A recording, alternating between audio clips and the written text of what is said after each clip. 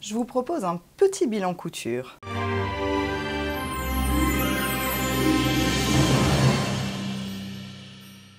Coucou tout le monde et bienvenue sur ma chaîne. Nous sommes aujourd'hui le dimanche 26 mai. Petit point météo rapide.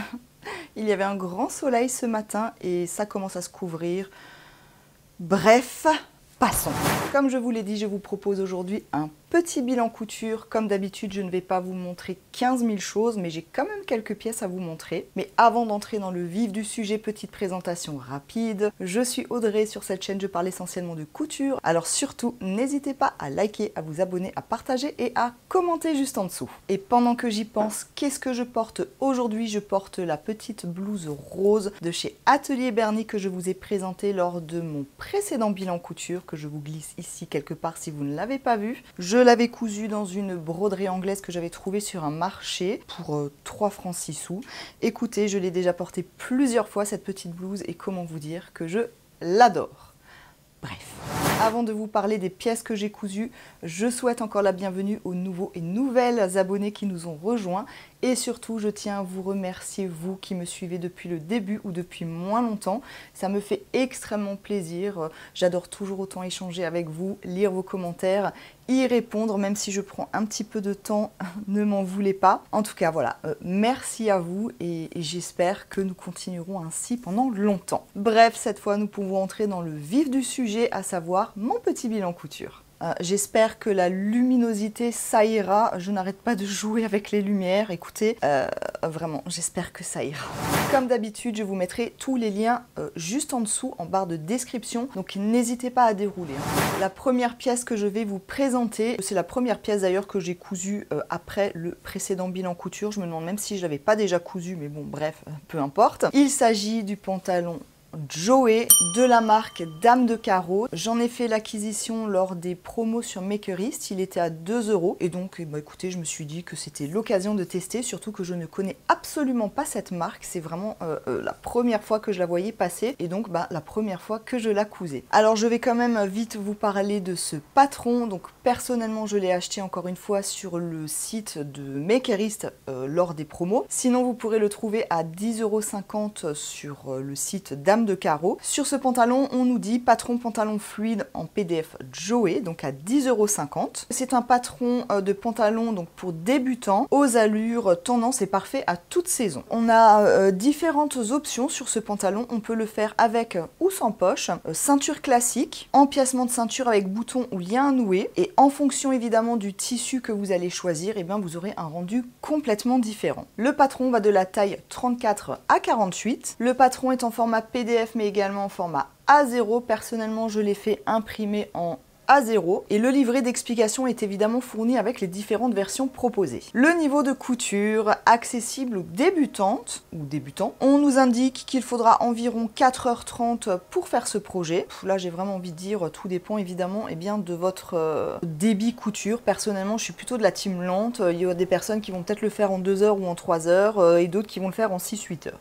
Bref, ceci n'a pas d'importance. Le matériel nécessaire, évidemment une machine à coudre. Il faudra 1,50 m de tissu du 34 au 38 et 2,50 m de tissu du 40 au 48 pour une laisse de 140. Il faudra également un élastique de 4 cm de large, 2 boutons décoratifs si vous choisissez l'option avec bouton. En fonction du rendu que vous souhaitez avoir, vous pouvez opter pour des tissus très fluides comme une viscose, crêpe de viscose, et pour un rendu plutôt style tailleur, optez pour une gabardine ou un sergé de coton. N'utilisez pas de tissu élastique comme du jersey ou de la maille par exemple. Le challenge à relever sur ce patron, le montage de la ceinture ainsi que la couture de poche italienne. Donc là ça vous donne une indication sur les techniques utilisées pour ce pantalon. Je fais référence à la vidéo que je vous ai postée la semaine dernière et que je vous glisse ici quelque part. Il est donc temps de vous montrer ma version du pantalon. Alors là évidemment vous ne verrez pas grand chose, évidemment je vous ferai des vidéos porté comme d'habitude pour que vous puissiez voir ce que ça donne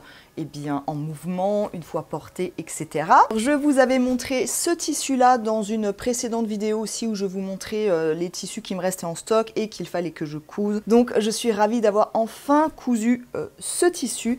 Si je ne dis pas de bêtises, je crois que c'est un mélange de lin et coton, quelque chose comme ça. En tout cas, c'est un tissu qui vient de chez Dries & Stoffen. Il me semble que j'en avais 1,80 m ou 1,90 m. Je le redis, il était dit qu'il fallait prévoir 1,50 m de tissu entre la taille 34 et 38. Me concernant, j'ai fait un... Je ne sais plus. J'ai fait un 42 et je le redis, j'avais à peu près 1,80 m, 1,90 m, enfin j'avais pas tout à fait 2 mètres en tout cas, et pourtant on nous préconise 2,50 m et ça m'a suffi pour faire ce pantalon. Alors personnellement j'ai choisi l'option avec empiècement et boutons. Est-ce que si j'avais souhaité faire la version avec ceinture, est-ce que j'aurais eu assez de tissu? Honnêtement, je ne sais pas. En tout cas, pour la version avec empiècement et boutons, j'ai eu assez de tissu, donc aucun souci. Donc je l'ai fait en taille 42. Évidemment, j'ai suivi le tableau des tailles et j'étais vraiment entre deux tailles, entre le 42 et le 44. J'ai finalement décidé de faire le 42 parce que j'ai souvent tendance à me retrouver avec des pantalons, des vêtements trop grand. Donc cette fois je me suis dit j'allais faire la taille plutôt en dessous que au-dessus. Était-ce une grave erreur? J'en sais rien. Je pense qu'avec le 44, je me serais sentie plus à l'aise, clairement, parce que c'est un tissu qui n'est absolument pas extensible. Je me sens, je vais pas dire non plus ficelé, mais je sens que un petit centimètre, franchement, n'aurait pas été de trop. Alors je le redis, j'ai pris un petit peu de poids. Bref, là n'est pas le sujet. Il est portable. Alors je ne l'ai pas vraiment encore porté pour la bonne et simple raison que le temps ne nous a pas permis de porter des pantalons de ce type-là. Le tissu n'est pas non plus fin, il n'est pas extrêmement fin, c'est pas non plus le tissu d'été hyper fluide. Clairement la couleur c'est un... Comment est-ce que je peux définir ça? C'est un gris, hein. On va dire que c'est un gris. J'avais exprès pris une couleur comme ça, alors après mûre réflexion, je me suis dit que franchement c'était peut-être pas non plus la couleur idéale pour le printemps, c'est pas ce qu'il y a de plus estival. Mais j'avais envie d'une couleur neutre et honnêtement, à part le gris, le noir, éventuellement le marron, j'ai un petit peu du mal quand même à me projeter dans d'autres couleurs neutres, surtout pour le printemps-été. Surtout que le printemps-été n'est pas vraiment encore arrivé. Bref, et de toute façon, je me dis qu'en haut, c'était le but d'ailleurs, je peux porter n'importe quelle couleur. Concernant la couture, écoutez, je n'ai éprouvé aucune difficulté, ça s'est vraiment très bien passé. J'ai suivi, il me semble, le guide de montage, plus ou moins je crois, mais en tout cas j'ai vraiment pas eu de difficulté, hormis, alors c'était pas une difficulté, c'est que je comprenais pas trop le truc, c'est au niveau de l'empiècement de la ceinture. On a la ceinture du pantalon, donc là c'est le devant, hein, j'ai mes deux boutons. Sur le dos, nous avons un dos élastiqué. En général, le gros souci que je rencontre quand je couds un pantalon, c'est au niveau de la cambrure. Souvent ça me fait un creux, je suis obligée d'ajuster, je suis pas encore hyper à l'aise avec ces ajustements. Du coup, en voyant ce pantalon qui était élastiqué au dos, je me suis dit que c'était finalement un bon compromis. Alors, dans l'idée, je trouve que c'est plutôt pas une mauvaise idée. Par contre, moi je trouve que ça me fait des espèces de plis comme ça qui sont pas forcément hyper gracieux. Je sais pas trop quoi en penser. Je ne sais pas si effectivement c'est la bonne solution pour moi d'avoir un élastique au dos ou pas. Moi, je trouve que ça fait pas... Je sais vraiment pas quoi en penser, mais vous le verrez sur les images portées, ce que ça donne, et n'hésitez pas à me donner votre avis en toute bienveillance, évidemment. Bref, donc pour en revenir à la ceinture, donc voilà, on a une ceinture comme ça qui fait tout le tour, donc pas de souci. Et on a donc ce fameux empiècement, et en fait, voilà comment il est construit. Alors, je me souviens plus comment il se monte, honnêtement, je crois que je l'ai quand même cousu il y a bien un mois. Et en fait, le but, vous voyez, c'est que cette pièce-là, donc, soit rattachée au pantalon et à l'autre ceinture. Et en fait, on vient boutonner en fait cette partie-là. Vous voyez? Et donc comme ça. On a ce fameux empiècement-là maintenant qui est boutonné. En gros, ça donne à la base un truc comme ça qu'on vient mettre en place. Et voilà l'empiècement. J'ai pas trop compris pourquoi cette technique, parce qu'en fait, ça nous fait, vous voyez, une espèce de double ceinture comme ça nous fait une épaisseur en plus.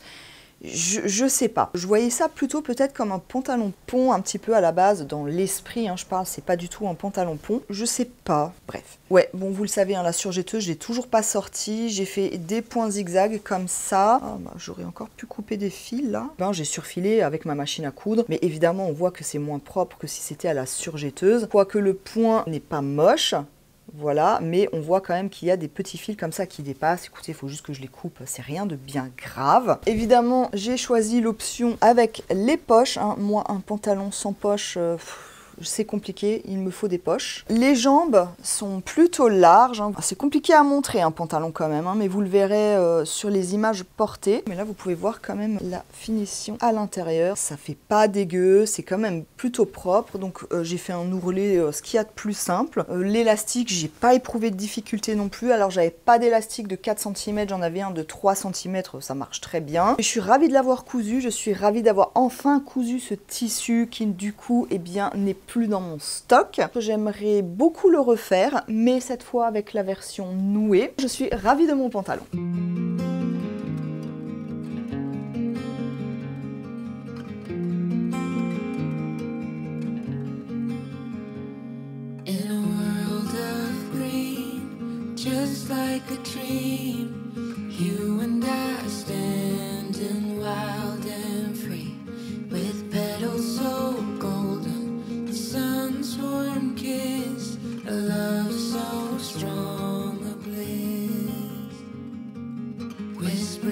The breeze, secrets unfold.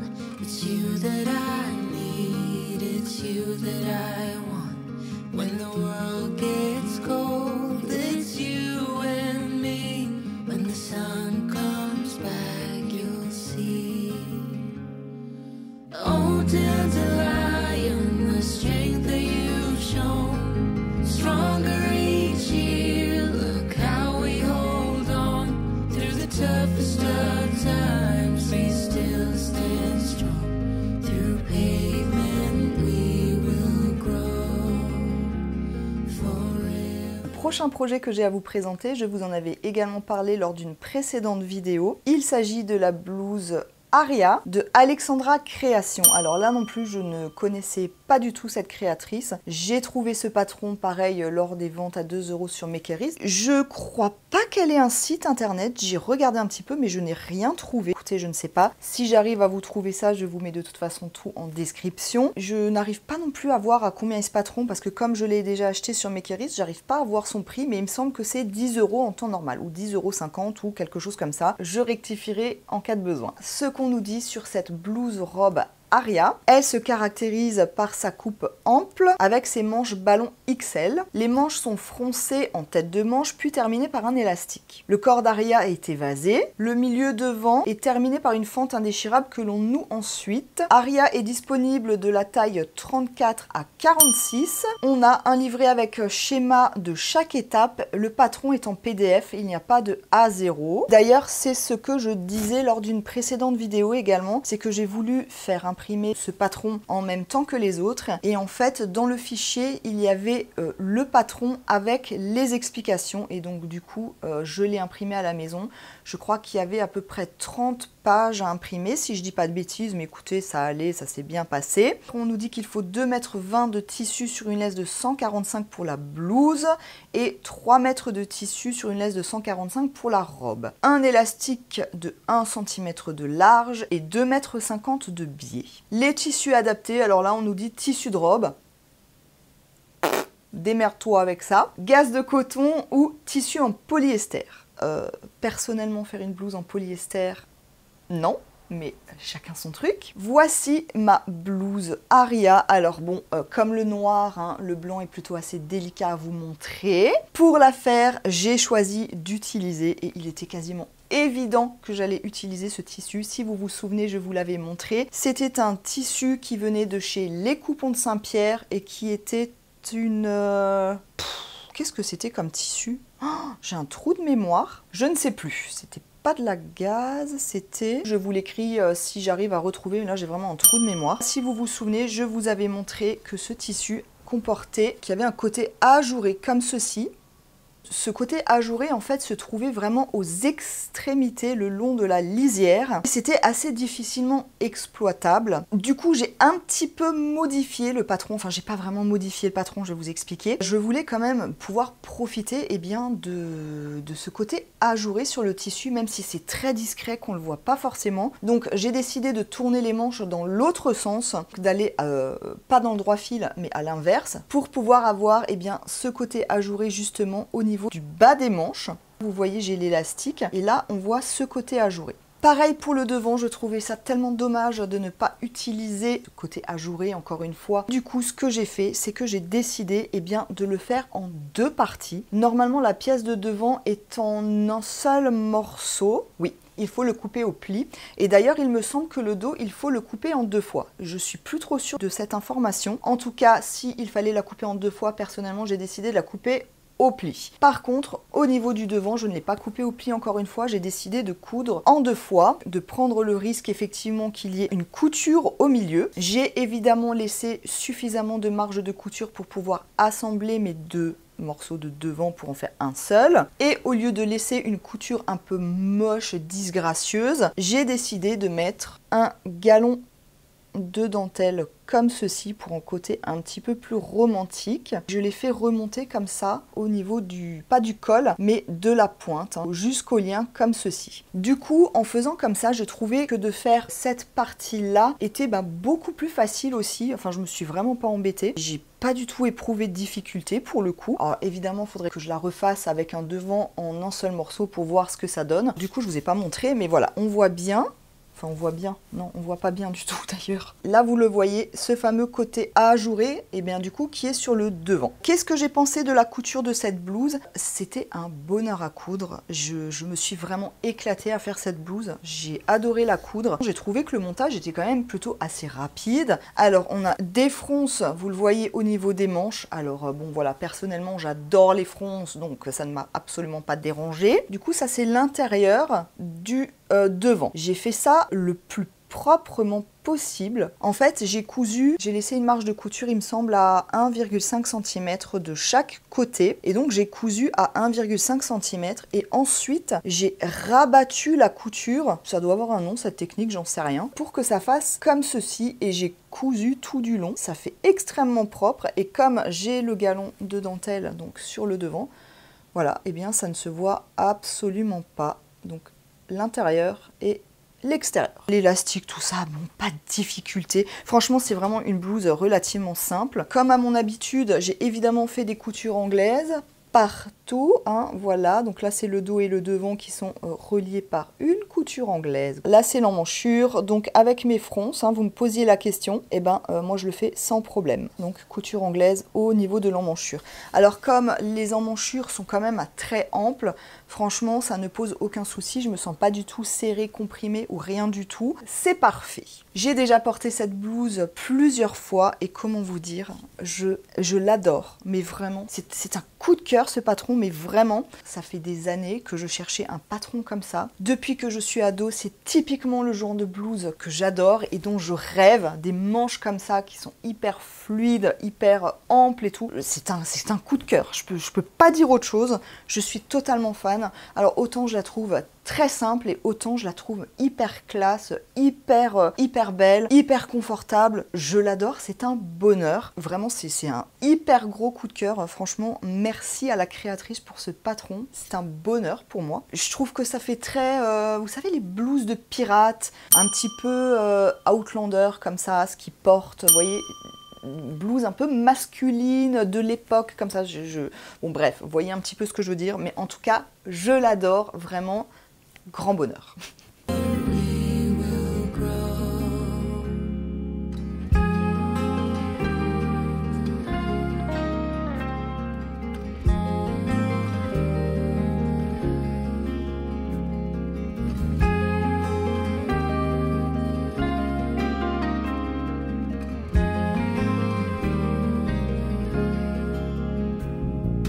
Deep within your eyes, I found a home.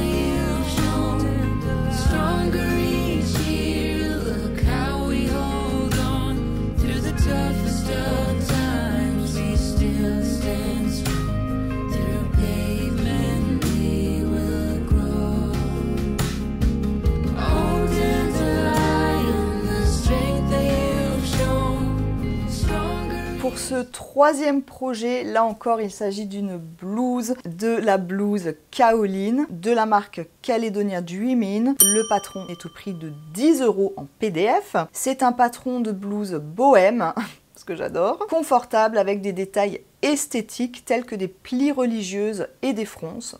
Tout ce que j'adore. Le patron est en format A4 et A0. Celui-ci, je l'ai également fait faire imprimer. Et le pas à pas est détaillé avec illustration. Le patron va de la taille 34 à 46. On nous dit qu'elle sera parfaite dans un tissu en chaîne et trame fin, tel qu'une popeline de coton, viscose, plumetis, du lin, la double gaze, lin viscose, etc. On nous indique qu'il est très important d'utiliser un tissu fin parce qu'il y aura des fronces et des plis religieuses, ainsi que des coutures anglaises, et donc c'est quand même beaucoup plus facile si le tissu est fin. On nous précise aussi qu'un tissu uni sera plus adapté car on verra mieux les détails. Le matériel nécessaire, il faudra entre 1,45 m et 2 m de tissu en fonction de la taille et un petit morceau de thermocollant. Il est temps de vous montrer ma version que voici. Et oui, encore du blanc. En tout cas, pour cette blouse-ci, c'est un tissu que je vous ai présenté lors de mon dernier haul de chez Dries & Stoffen. Il s'agit du lin viscose. Je vous avais dit que je rêvais de ce tissu depuis un bail. Quand j'ai vu cette blouse, je savais que c'est ce tissu-là que je voulais. Je commence à faire des petites associations patron tissu, là, ça commence à...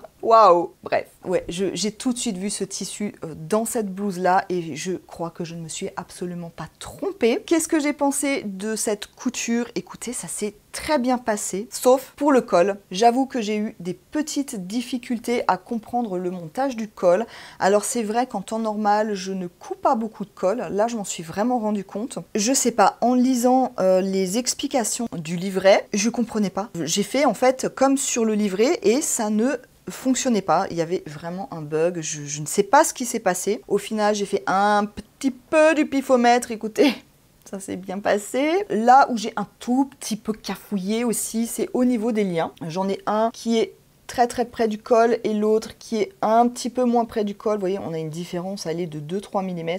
C'est pas flagrant quand je le porte, moi je le sais, donc ça m'énerve un petit peu. C'est un tissu que j'ai trouvé plutôt agréable à coudre, mais ça glisse quand même un petit peu. Ce que j'ai adoré dans ce patron, c'est que toutes les coutures, mais toutes les coutures sont en couture anglaise. Merci, vraiment merci, j'ai grandement apprécié ce détail. Et là où j'ai adoré, c'est que même au niveau des emmanchures, ce sont des coutures anglaises qui sont proposées. Et là, je me suis dit, mais alléluia, enfin quelqu'un qui me comprend. J'exagère un petit peu, mais honnêtement, j'étais pas loin. Pour les plis, je n'ai pas éprouvé de difficulté, mais je me suis quand même posé la question si je m'étais pas un petit peu plantée. Dans le sens où quand on regarde les photos en fait de la blouse portée sur le site, on voit que les manches arrivent à peu près... Allez, aux 3/4 comme ça. C'est pas des manches qui vont jusqu'au poignet. Et chez moi, elles sont quand même plus longues. Alors peut-être que j'ai des bras un peu plus courts, je ne sais pas. Est-ce que je me suis plantée au niveau de mes plis? Écoutez, j'en sais rien. Pour la taille, j'ai opté pour un 40. Pas de souci. Alors je n'ai absolument pas suivi le plan de coupe comme d'habitude. J'ai commencé à couper mes manches qui étaient quand même plutôt volumineuses. Et du coup, je me suis dit, hop, punaise, est-ce que j'aurai assez de tissu pour faire rentrer le reste? Là, c'était presque le drame parce que j'ai vraiment dû jouer à Tetris et j'ai dû prendre la lourde et difficile décision de couper des pièces en deux. Normalement, alors le devant ainsi que le dos sont deux pièces qui sont coupées au pli et en fait, ça ne rentrait pas dans mon tissu. On nous disait qu'il fallait entre 1,45 m et 2 m de tissu. J'avais commandé 1,80 m. Je crois que j'en avais pas reçu beaucoup plus. Je ne l'ai pas mesuré une fois que je l'avais lavé, donc si ça se trouve, ça a quand même perdu parce que je sais que la viscose a tendance à perdre quand même pas mal. Je pense que si j'avais eu 20 ou 25 cm en plus, sans déconner, ça aurait pas été trop parce que là, j'ai un petit peu galéré. Encore une fois, j'ai vraiment dû faire du Tetris. Au niveau du dos, en fait, eh bien, j'ai décidé de couper mes pièces en deux, en laissant là aussi une marge de couture pour pouvoir les assembler. Alors ça fait peut-être moins joli, mais c'est dans le dos, donc honnêtement c'est pas plus choquant que ça. Je vais vous montrer. Là c'est la pièce du dos. Cette pièce là fait le dos ainsi que le devant. Pas si je suis très claire. Du coup celle-là j'ai décidé de la couper au niveau du dos, donc en deux, au lieu de la couper au plis, ainsi que celle-ci là. Et là, vous voyez, en fait, j'ai vraiment fait la jonction pour que ça se suive et que ça ne fasse pas dégueulasse. J'ai fait la même technique que pour l'autre blouse, donc j'ai coupé mes 1,5 cm de marge. J'ai cousu à 1,5 cm et après, j'ai rentré ma marge vers l'intérieur et j'ai cousu. Là, c'est l'intérieur hein, que vous voyez et là, l'extérieur. Ça m'a un peu embêtée, j'avais un petit peu les boules, mais honnêtement, au final, ça ne me gêne pas plus que ça. Donc, ma foi, c'est pas la fin du monde. C'est aussi un petit peu froncé au niveau du dos, ainsi que au niveau des manches. Et là, vous pourrez voir les plis religieuses. Il y en a 3, comme vous pouvez le voir. J'aime beaucoup les détails et au niveau de la manche, en fait, c'est simplement fini avec un biais. Ça fait extrêmement propre. C'est vraiment un très chouette patron là aussi. Voilà ce que ça donne en fait à l'intérieur. C'est extrêmement propre. Moi, je suis totalement fan. Qu'est-ce que j'ai pensé de la couture de cette blouse? Écoutez, comme l'autre, j'ai beaucoup aimé la coudre. Bon, hormis le petit détail du col qui m'a posé quelques soucis, j'ai très envie de la recoudre également, celle-ci. C'est un modèle que je trouve vraiment très joli, qui fait plutôt simple, mais avec les détails des plis religieuses qui est extrêmement joli. Ces petites fronces comme ça, elle est ample, donc on est très bien dedans. Le choix de la matière, là aussi, j'en suis extrêmement contente, mais vraiment, que vous dire de plus, à part que j'ai adoré la coudre et je l'ai là aussi portée quelques fois déjà et je l'adore, je suis extrêmement bien dedans. Honnêtement, le lin viscose, mais c'est un bonheur. Très chouette patron avec de très belles finitions dont je suis complètement fan.